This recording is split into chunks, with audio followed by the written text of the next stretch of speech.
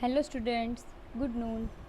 તો ગઈકાલના લેક્ચરમાં પણ આપણે મેથડ ઓફ મોમેન્ટ્સના એક્ઝામ્પલ્સ જોયા હતા. ગયા લેક્ચરમાં 2 એક્ઝામ્પલ જોયા હતા અને બંનેમાં જે ડિસ્ટ્રીબ્યુશન હતા એમાં સિંગલ પેરામીટર હતો. એટલે આપણે કંઈક એ મેથડથી કરતા હતા કે સિંગલ પેરામીટર હતો એટલે ફર્સ્ટ મોમેન્ટ જ્યારે તમે પોપ્યુલેશનનો ફાઇન્ડ કરો અને એને સેમ્પલના રો મોમેન્ટ સાથે સરખાવી દેતા હતા. એટલે કે μ1' જે તમે ફાઇન્ડ આઉટ કર્યું છે એને તમે m1 સાથે સરખાવી દો અને એની ઉપરથી આપણે આપણા મેથડ ઓફ મોમેન્ટ્સ એસ્ટિમેટર મળી જતા હતા આપણને. તો આજના લેક્ચરમાં આપણે એવા ડિસ્ટ્રીબ્યુશન જોવાના છે કે જેમાં 2 પેરામીટર્સ હોય. એક એક્ઝામ્પલ એવો જોવાનો છે 2 પેરામીટરવાળો, એક જે છે એ સિંગલ પેરામીટરવાળો, જે ગઈકાલે મેં હોમવર્કમાં આપ્યો હતો. થઈ ગયો હોય તો વેલ એન્ડ ગુડ, અને ન થયો હોય તો આજે જોઈ લેવાનો છે એક્ઝામ્પલ. તો પહેલાં તો એ એક્ઝામ્પલ જોવાનો છે કે જેમાં 2 પેરામીટર છે. તો 2 પેરામીટર માટે આપણે પહેલું ડિસ્ટ્રીબ્યુશન આઈ થિંક જોઈ લઈએ કયું છે, ગામા જશે. હા, તો શું છે રકમ? Let x1 x2 up to xn be a random sample from a gamma probability distribution having PDF fx, alpha beta is equals to 1 upon beta raised to alpha gamma alpha e raised to minus x by beta x raised to alpha minus 1, where x ની limit જે છે 0 to infinite, alpha beta both greater than 0 and equal to 0 elsewhere. અને રકમ હજી બાકી છે અહીંયા કે આગળ રકમમાં લખેલું હશે કે નાઉ estimate alpha and beta by method of moments, right? તો આ એક્ઝામ્પલ જે છે એ આપણે પહેલાં તો જાતે જ ટ્રાય કરીએ છીએ, પછી જે ગણેલું એક્ઝામ્પલ જે છે એમાંથી હું તમને સમજાવી દઈશ. પણ પહેલાં આપણે જે ઇન્ટિગ્રેશન વગેરે છે એ જાતે જ કરવાનું છે. અહીંયા આપણે કાઉન્ટિંગ સ્ટાર્ટ કરીએ. લાસ્ટ લેક્ચરમાં મેં તમને એક ગામા ઇન્ટિગ્રલ જે છે એ તમને યાદ રાખવાનું કીધું. Integration 0 to infinity x raised to r minus 1 e raised to minus sx dx હોય જ્યારે એનું ઇન્ટિગ્રેશન શું થાય? Gamma r upon s raised to r, right? તો આ ઇન્ટિગ્રેશન જે છે એનો આજે આપણે યુઝ કરવાનો છે. અત્યારે આપણી પાસે કયું ડિસ્ટ્રીબ્યુશન છે? Gamma distribution. તો પહેલાં તો આપણને ખબર છે કે સોલ્યુશનમાં આપણે લખશું કે given that alpha and beta we have to find out alpha and beta by method of moments, right? અને આપણે લખશું એફ એક્સ આલ્ફા બીટા, જે આપણને PDF આપેલું છે એ. તો અને એ બધું થઈ જશે, એ બધું લખાઈ જશે. પછી આપણે શું કરશું કે as it is desire to estimate 2 unknown parameters alpha and beta we find. જો આપણી પાસે એક અનનોન પેરામીટર હોય તો μ1' કરી અને એને આપણે કોની સાથે સરખાવી દઈએ? m1' સાથે. એટલે આપણને એક પેરામીટર મળી જાય. તો 2 પેરામીટર હશે ત્યારે શું કરશું? μ1' અને μ2' બંને ફાઇન્ડ આઉટ કરવા પડશે. તો લખશું કે as it is desire to estimate 2 unknown parameters alpha and beta we find μ1' and μ2', right? તો હવે જુઓ, પહેલાં μ1' ફાઇન્ડ આઉટ કરવા માટે it is μ1' is equals to expectation of x, એ તમને ખબર જ છે. અહીંયા ડાયરેક્ટ હું જે આપણું PDF છે એનું એ જ લખું છું. એક્સ fx dx હોય, બરાબર? તો અહીંયા પહેલાં આપણે લખીએ છીએ એક્સ fx લખીએ. હવે ડાયરેક્ટ fx શું છે આપણું? 1 upon beta raised to alpha gamma alpha e raised to minus x by beta and x raised to alpha minus 1 dx. Okay, આ જે છે એ આપણું PDF છે. તો હવે નેક્સ્ટમાં શું થશે એ તમને ખબર જ છે, આપણે આનું ઇન્ટિગ્રેશન કરવાનું છે. તો 1 upon beta raised to alpha gamma alpha જે છે એ એઝ ઇટ ઇઝ રહેવાનું છે, કારણ કે એ કોન્સ્ટન્ટ છે. અંદર 0 to infinity, રાઈટ? હવે એક્સ અહીંયા બી છે, એક્સ અહીંયા પણ છે. અહીંયા એક્સની એક ઘાત છે, અહીંયા આલ્ફા -1 છે. સો એક્સ રેસ ટુ શું થશે? આલ્ફા +1 -1, એટલે એક્સ રેસ ટુ આલ્ફા જ થાય. પણ આપણે જે છે એ ગામા ઇન્ટિગ્રલના ફોર્મેટમાં એને લાવવું છે, એટલે આપણે આવી રીતે લખશું કે આલ્ફા +1 -1. આ જે છે પ્લસની સાઇન છે ને આ 1 છે, ઓકે? અને e રેસ ટુ જે છે એઝ ઇટ ઇઝ આપણું -x/, બાય બીટા dx આપણે જે છે આનું ઇન્ટિગ્રલ કરવાનું છે. તો પહેલાં તો હું તમને હવે અહીંયા નેક્સ્ટ આપણે ગામા ઇન્ટિગ્રલ જે છે આપણો વેલ નોન ગામા ઇન્ટિગ્રલ એનો યુઝ કરવાનો છે. તો નેક્સ્ટ સ્લાઇડ ઉપર આપણે આપણું ગામા ઇન્ટિગ્રલ લખી દઈએ પહેલાં તો, પછી લાસ્ટ સ્લાઇડ છે એની ઉપર જઈને જોશું આપણે કે એનું ફોર્મેટ કેવી રીતે છે. આ હશે 0 to infinite x raise to r minus 1 e raise to minus s x dx. તો એનું ઇન્ટિગ્રેશન જે છે થશે gamma r upon s raise to r, right. અને આપણી પાસે શું ફોર્મેટ હતું લાસ્ટમાં?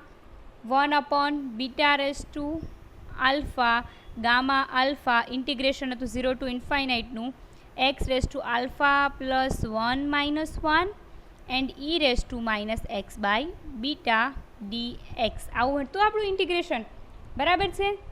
તો હવે નેક્સ્ટ સ્ટેપમાં શું થશે? જે 1 અપોન બીટા આલ્ફાવાળું ટર્મ છે એઝ ઇટ ઇઝ છે એટલે હું લખતી નથી. નેક્સ્ટ સ્લાઇડમાં વ્યવસ્થિત રીતે લખી નાખશું, પણ અત્યારે તમે ખાલી જોઈ લો આ ટર્મ એઝ ઇટ ઇઝ છે કારણ કે કોન્સ્ટન્ટ છે. હવે શું ફોર્મેટ હતું? X raise to R minus 1. તો આપણી પાસે આર શું છે અહીંયા? Alpha plus 1 x raise to R minus 1 એટલે આલ્ફા પ્લસ 1 માઇનસ 1 છે. So alpha plus 1 is R and e raise to minus S x આપણી પાસે અહીંયા છે e raise to minus x by beta. તો આપણી પાસે અહીંયા હું લખી દઉં તમને કે આર શું થાય? આલ્ફા પ્લસ 1 છે અને આપણો એસ જે છે એ શું છે અહીંયા? Minus S x, right. એટલે 1 બાય બીટા, માઇનસ તો બંનેમાં છે જ. અહીંયા આપણી પાસે એસ થશે 1 બાય બીટા. ઓકે, તો એનું ઇન્ટિગ્રલ શું હોય? Gamma R upon S raise to R. Gamma R શું છે? આલ્ફા પ્લસ 1 અને એસ રેઝ ટુ આર એટલે એસ આપણો શું છે? 1 બાય બીટા. સમજાય છે? તો જુઓ, પહેલાં તો આપણે લખીએ આ સ્લાઇડ ઉપર આપણું જે ઇન્ટિગ્રેશન છે એ જુઓ 1 upon beta raise to alpha ને એ તો હતું જ ગામા આલ્ફા. હવે ઇન્ટિગ્રેશન હતું એનો આન્સર શું આવ્યો છે? Gamma R upon S by R. Gamma R શું હતો આપણો? Alpha plus 1. જુઓ એ તમને દેખાડી દઉં આપણી લાસ્ટ સ્લાઇડમાં. આર છે આલ્ફા પ્લસ 1. બીટા શું છે? એસ શું છે? 1 બાય બીટા. એટલે gamma R upon S raise to R. S છે આપણો 1 by beta raise to R. R શું છે? Alpha plus 1.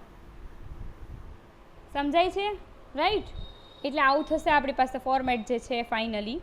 તો 1 અપોન આને તો કંઈ આપણે હલાવવાનું જ નથી.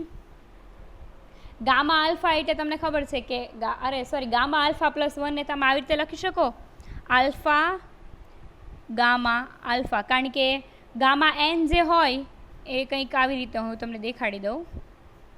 આ જે છે હવે ઇરેઝ કરી દઉં છું. ગામા એન હોય તો એને કંઈક આવું લખાય છે n-1 gamma n-1 something, right. તો આપણી પાસે છે આલ્ફા પ્લસ 1 ગામા, રાઈટ. તો alpha gamma alpha we can write that. A point ઉપર આપણે લખી શકીએ કારણ કે n-1 ગામા n-1 એની ફોર્મ્યુલા છે. તો આલ્ફા પ્લસ 1ની જગ્યાએ આલ્ફા ગામા આલ્ફા આપણે લખી શકીએ. તો અહીંયા શું થશે? આલ્ફા ગામા આલ્ફા મેં લખી નાખ્યું છે.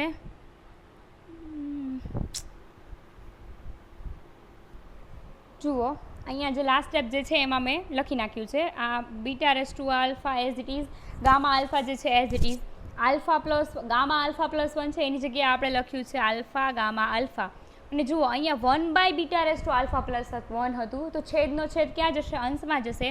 એટલે આ થશે beta raise to alpha plus 1.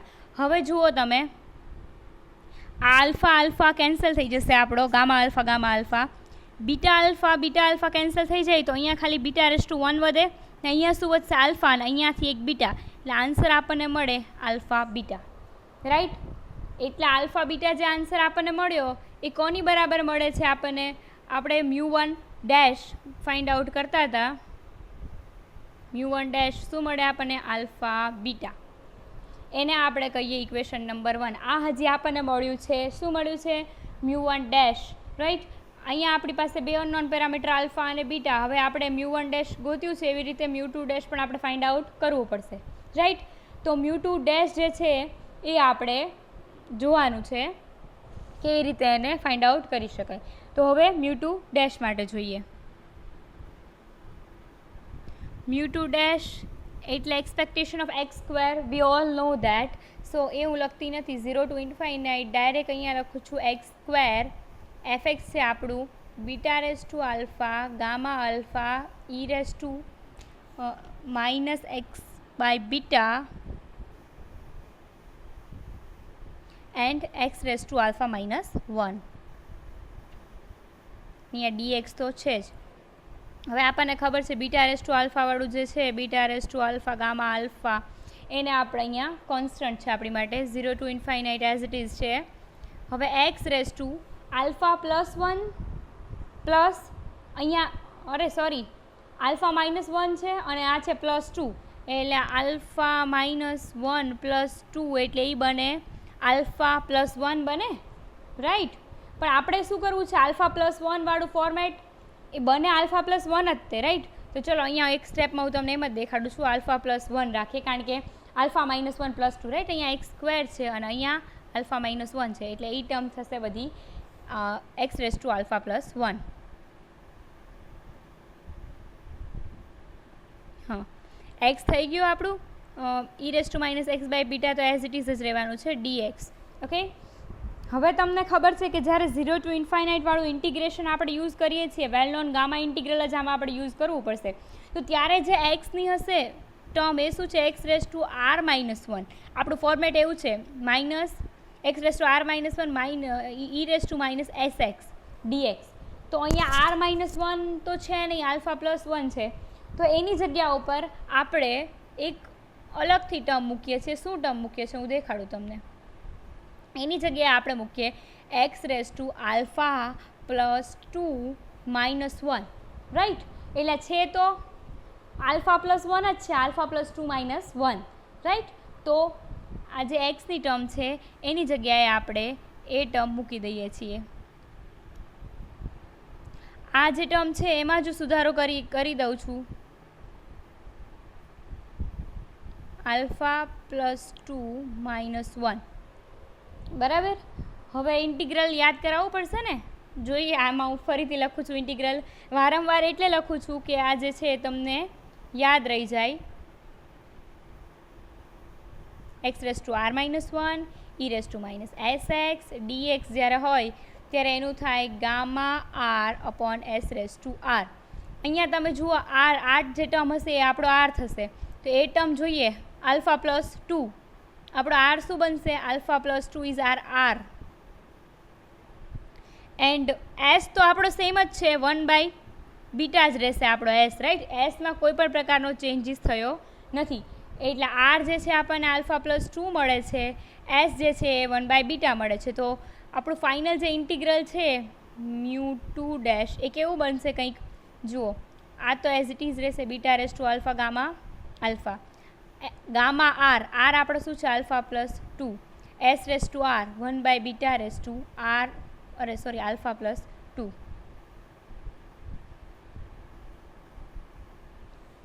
આ છે આપણું ઇન્ટિગ્રલ. હવે આપણે આમાં બી આપણે લાસ્ટમાં જે કર્યું હતું એ વસ્તુ આમાં પણ કરવું પડશે. તો જુઓ હું જે છે એ ટર્મ આપણે ઉપરની જે છે એક રફ કરી નાખીએ. જુઓ અહીંયા જે એ ટર્મ છે ફરીથી જ લખી નાખું છું. Beta raise to alpha gamma alpha as it is alpha plus 2 upon 1 by beta raise to alpha plus 2. હવે see beta raise to alpha gamma alpha as it is alpha plus 2ની જગ્યાએ તમે કંઈક આવું લખી શકો alpha plus 1 gamma alpha plus 1 એ last આપણે લખ્યું છે એવી જ રીતે. અને beta raise to alpha plus 2 આવશે કેમ કે આ છેદનો છેદ જે છે અંશમાં ગયો છે એટલે beta raise to alpha plus 2 આવે, બરાબર.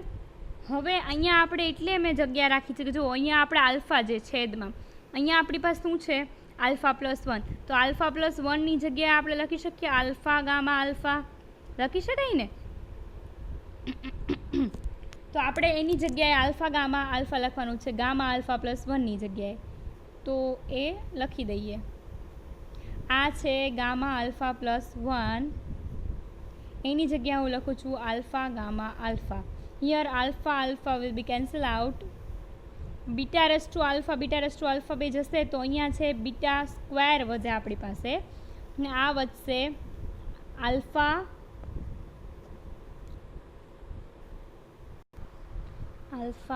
Alpha plus 1 and beta square, right. આ આપણને મળે છે આપણો μ2 ડેશ આપણને શું મળ્યો?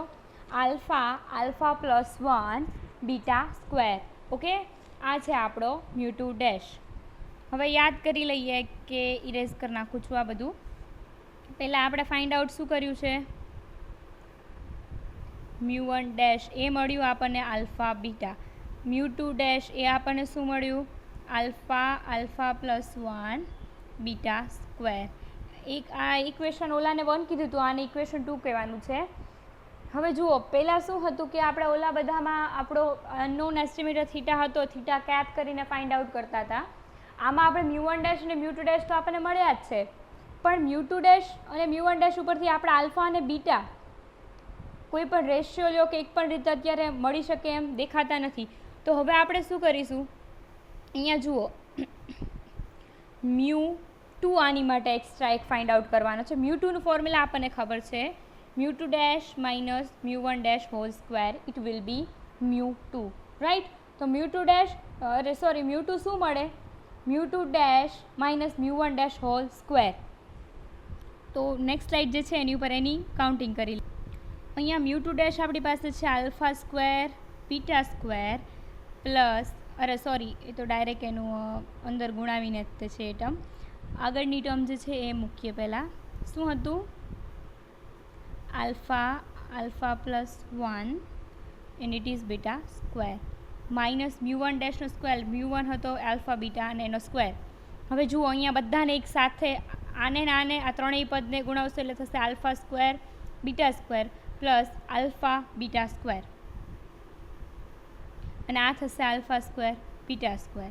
સો આ બંને કેન્સલ આઉટ થશે, તો આન્સર મળે આપણને આલ્ફા બીટા સ્ક્વેર.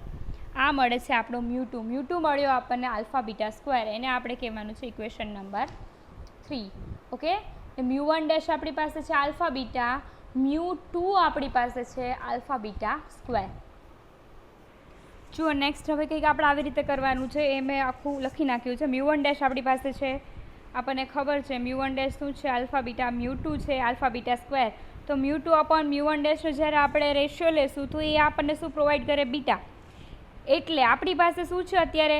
કારણ કે જુઓ, અહીંયા આલ્ફા બીટા કેન્સલ થઈ જાય એટલે ખાલી એક જ બીટા અહીંયા આપણી પાસે વધે. તો beta is equals to μ2 upon μ1 dash. Okay, beta આપણને મળી ગયું છે. આપણી પાસે બે પેરામીટર છે આલ્ફા બીટા, એટલે બંને માટે એક ઇક્વેશન મેળવવું પડશે. કારણ કે જો આલ્ફા ઇઝ ઇક્વલ્સ ટુ કંઈક હશે, બીટા ઇઝ ઇક્વલ્સ ટુ કંઈક હશે, રાઈટ. પછી આપણે શું ફાઇન્ડ આઉટ કરીશું? m1 ડેશ અને m2 ડેશ. m1 ડેશ આપણો મીન છે.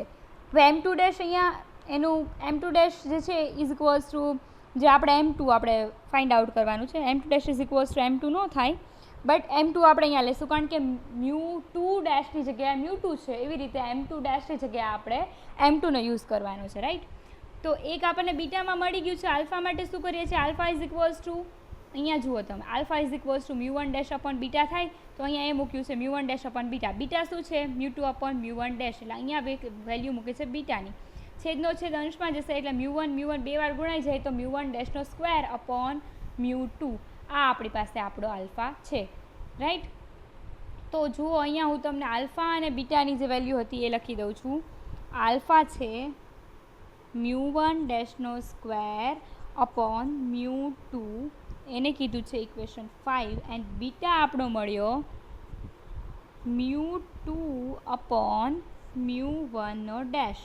એ છે આપણું ઇક્વેશન નંબર 4. સો બીટા અને આલ્ફા આપણને મળી ગયા છે અત્યારે. ઓકે,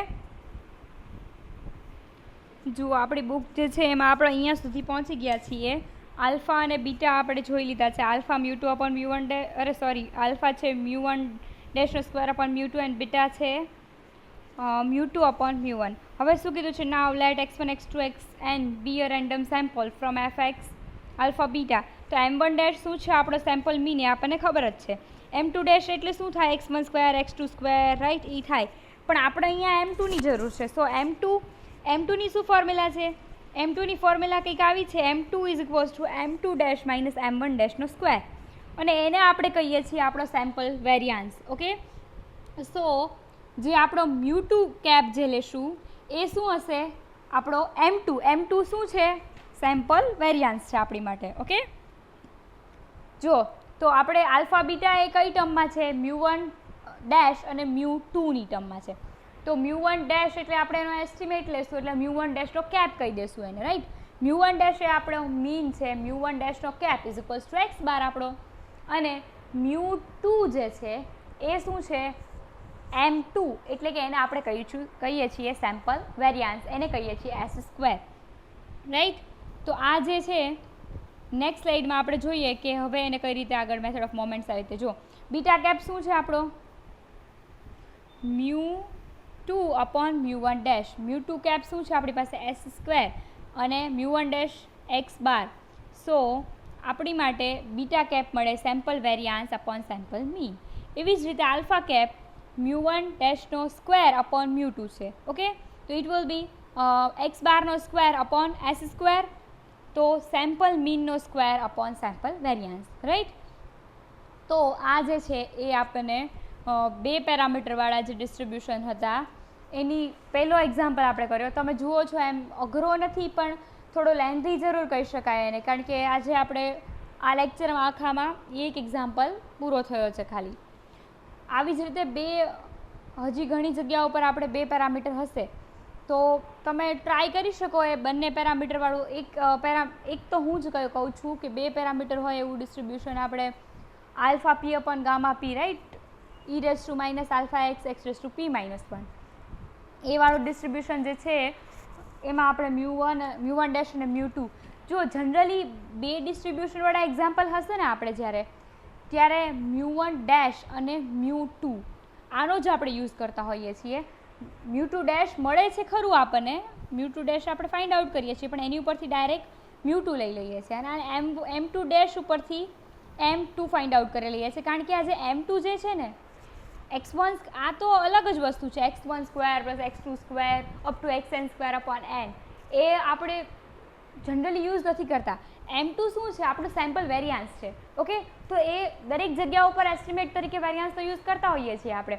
તો હંમેશા તમારે યાદ રાખવાનું છે કે બે પેરામીટરવાળું એક્ઝામ્પલ જ્યારે તમે કરતા હશો ત્યારે શું થશે કે તમારે μ1 dash and then μ2 dash find out કરવાનું છે, પણ એની ઉપરથી μ2 લઈ લેવાનું છે. ઓકે, તો આજનો લેક્ચર જે છે એ અહીંયા પૂરો કરીએ છીએ, અને ગઈકાલનો જે હતું તમારે એક હોમવર્કમાં આપતો એક્ઝામ્પલ, આજના લેક્ચરની સાથે જ હું એની PDF જે છે એ શેર કરી દઉં છું, કારણ કે આમાં કદાચ તમને ક્લિયર નહીં દેખાય તો તમને સમજવામાં તકલીફ પડશે, એટલે આની સાથે જ PDF અપલોડ કરું છું, અને એ લાસ્ટ એક્ઝામ્પલ જે હોમવર્કમાં આપ્યો હતો એની PDF પણ અપલોડ કરું છું, અને એની સાથે જે બીજું મેં ડિસ્ટ્રીબ્યુશન કીધું જેના બે પેરામીટર છે એની રકમ અપલોડ કરું છું. જો તમને આવડે તો ટ્રાય કરજો એ કરવાની. આઈધર નેક્સ્ટ લેક્ચરમાં એ એક્ઝામ્પલ હું કરાવવાની જ છું, પણ છતાં એમાં પણ ગામા ઇન્ટિગ્રલનો જ યુઝ થાય છે, એટલે ગામા ઇન્ટિગ્રલ યુઝ કરીને ટ્રાય કરજો કે એક્ઝામ્પલ તમારાથી કાઉન્ટ થઈ જાય. ઓકે, તો બસ આજના લેક્ચરમાં તો એ થઈ જશે, આ બે પેરામીટરવાળું થઈ ગયું છે, એટલે આજના લેક્ચરનો અહીંયા પૂરો કરીશું. અને હવે બહુ કંઈ ખાસ એક્ઝામ્પલ નથી, થોડા એક્ઝામ્પલ જ આપણે બાકી રહ્યા છે. સો એ એક્ઝામ્પલ આપણે જો પૂરા થઈ જાય એટલે એની પછી આપણે શું સ્ટાર્ટ કરવાનું છે, આપણું મેક્સિમમ લાઇકલીહુડ એસ્ટિમેટર જે છે, મેથડ ઓફ મેક્સિમમ લાઇકલીહુડ, એ કરવાની છે શરૂ. થિયરી તો એમાં કંઈ ખાસ એટલી બધી છે નહીં, એના વધારે એક્ઝામ્પલ જ આપણે એના પ્રેક્ટિસ કરશું મેક્સિમમ લાઇકલીહુડના. તો હવે કંઈ બહુ ખાસ આપણા સિલેબસમાં એ પૂરું થઈ જાય મેથડ ઓફ મેક્સિમમ લાઇકલીહુડ, એટલે ઓલમોસ્ટ આપણો 90% સિલેબસ જે છે એ આમ તો 95% કહી શકાય, કારણ કે આગળના યુનિટ બધા આપણે ફૂલ્લી કમ્પ્લીટ જ કર્યા છે. કદાચ એકાદી થિયરી બાકી હોય તો, બાકી 1 થી જે 3 યુનિટ પૂરા કર્યા છે એમાં આપણે ઓલમોસ્ટ બધું કમ્પ્લીટ કર્યું છે. તો આમાં મેથડ ઓફ મેક્સિમમ લાઇકલીહુડ થઈ જશે, એટલે એ આપણે એની પછી આપણો સિલેબસ કમ્પ્લીટ થઈ જશે. પણ મેક્સિમમ લાઇકલીહુડમાં શું છે, વેરાયટી ઓફ એક્ઝામ્પલ્સ છે, એમાં બહુ જ બધા એક્ઝામ્પલ આપણે છે, એટલે એમાં કોન્વેન્શનલ ને નોન કન્વેન્શનલ બે પ્રકારના એપ્રોચીસ છે, તો એ થોડું લેન્ધી છે, બટ બહુ કંઈ ખાસ હવે એક્ઝામ્પલ્સ થશે એટલે પછી તમને એકદમ ઇઝીલી આવડી જશે, રાઈટ. તો આજનો લેક્ચર અહીંયા પૂરો કરીએ. અને હા, જે આનું રકમ મૂકું છું એમાં ટ્રાય કરજો 2 પેરામીટરવાળો જે છે એક્ઝામ્પલ એને કમ્પ્લીટ કરવાની. આપણો ગામા ઇન્ટિગ્રલ યુઝ કરીને જ કરવાનો છે. અને સેમ વે ત્યાં પણ તમારે μ2નો યુઝ કરીને જ તમારા મેથડ ઓફ મોમેન્ટ એસ્ટિમેટરને એસ્ટિમેટ કરવાના છે. ઓકે, તો પૂરો કરીએ લેક્ચર.